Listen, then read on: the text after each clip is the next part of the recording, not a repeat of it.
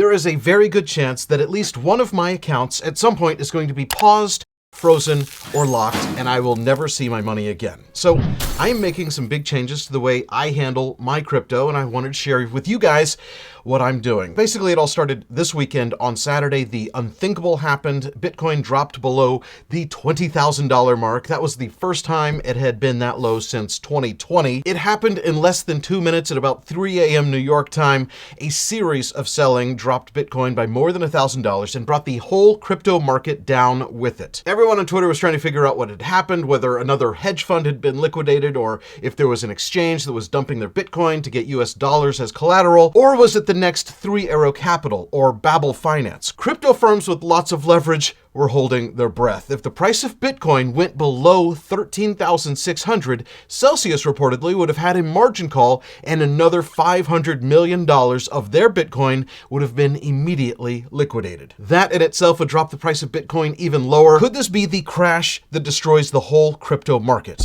Over the next 12 hours, the price of Bitcoin continued to drop by about 15%, bringing the entire market down with it. I was getting DMs from my panicked friends asking me what to do, telling me that I need to pull all my money out of these centralized exchanges, especially anything paying high yields on balances. As of this moment, Bitcoin and Ethereum have recovered above those critical levels for now. But it got me thinking how quickly panic can set in and just how quickly a crypto bank run could be a real threat. So in this video, I want to talk about what would happen in a crypto bank run and how that's different from a bank run and how we got here, and is your money safe? I'll also tell you exactly what I'm doing with my crypto investments. Hey there, Dave here. Let's get started with how we got here. And it really comes down to one thing: leverage. Leverage on leverage. Basically, these crypto firms were taking the crypto that you loaned to them in exchange for high yields and then loaning it out to other firms, who were then taking that and loaning it out to other firms, who were then loaning it out to other firms, and basically we had created the infinite money glitch. Now, of course, actual banks are given the magic superpower to make money by doing just that. For example, when you take out a mortgage, the bank is loaning that money to you, and they're essentially generating that money out of thin air and sending it to whoever you're buying the house from. And they're taking that money and depositing it in a bank, or maybe using it as a down payment for another house. But that deposit that went into the bank is now new money that a bank can then loan on top of. Money jitters. Ask the obliging Bank of America for a jar of soothing instant money, M-O-N-E-Y, in the form of a convenient personal loan. It's basically why Bitcoin is supposed to hedge against fiat currency, because the banking system has the ability to print unlimited amounts of money. And if there's a bank run where everybody runs to the bank and says, "Give me my money back," but the bank doesn't have the money on hand or have it at all, the federal government is going to bail them out. But if a crypto firm has a bank run, there is no full faith and credit of the United States government.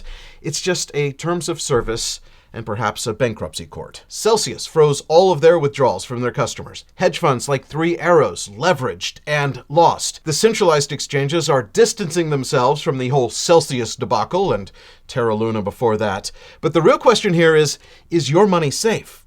And probably not. It really all comes down to how your money is stored at those crypto firms. Are they keeping it in a separate account the way a bank would or a brokerage account would? Or is it commingled with their own operating expenses? You might have seen Coinbase stirred up a little controversy last month. In an SEC filing, they said because custodially held crypto assets may be considered to be the property of a bankruptcy estate, in the event of a bankruptcy, the crypto assets we hold in custody on behalf of our customers could be subject to bankruptcy proceedings, and such customers could be treated as our general unsecured creditors.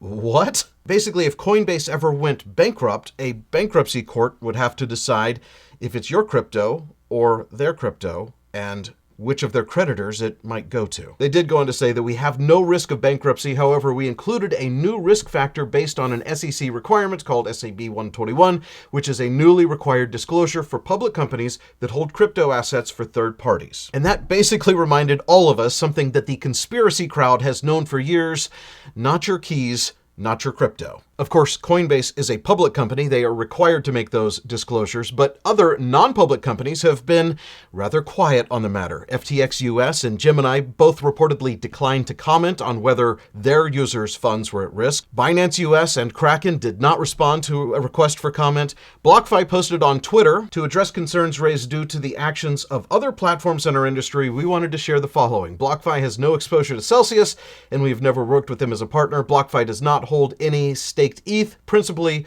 or as collateral. They went on to talk about their intention to file or confidentially submit a draft registration statement on Form S-1 with the SEC relating to their offering of BlockFi Yield. The BlockFi Yield product was basically pulled from the US market for all new deposits a while back, and they posted an article about how they manage risk and security, but we are in completely uncharted territory, and there isn't any case law on what happens to your crypto with these centralized exchanges. And at least this law professor says that he doesn't think customers understand the legal nature of custodial relationships. In fact, he says the exchanges are lulling the customers with language claiming that the customer owns the coins, when in fact the legal treatment is quite likely to be different in bankruptcy. So wherever your crypto is, if they fail for whatever reason or become insolvent because of a leverage meltdown or go bankrupt, you might be out of luck. So here's what I'm doing. I think there's enough risk in the crypto market already.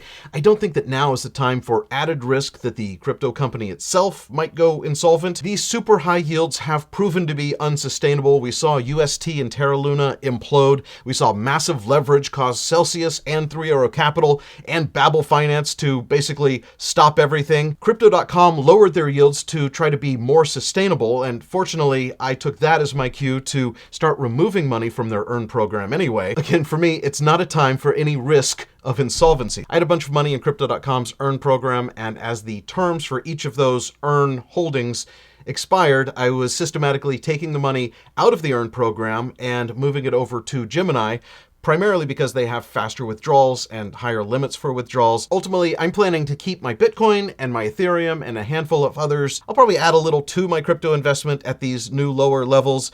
But what I'm going to do is move everything to a self-custody crypto wallet. That way I keep the private key, my crypto is locked away. The only real risk there is that I lose my key and lose my crypto, but I'm not going to do that. I'm actually going to be using a hardware wallet from Ledger.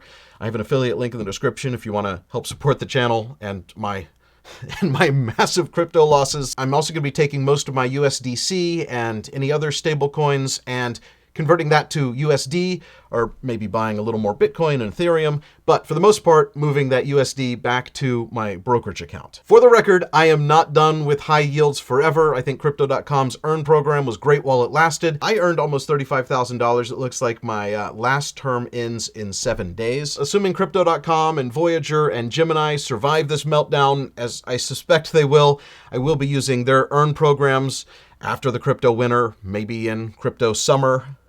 I'm very curious what you're planning to do with your crypto. Let me know down in the comments. And if you are wondering what you should watch next, this video was selected just for you. Go ahead, click that, and I will see you back there for the next Hey There, Dave here.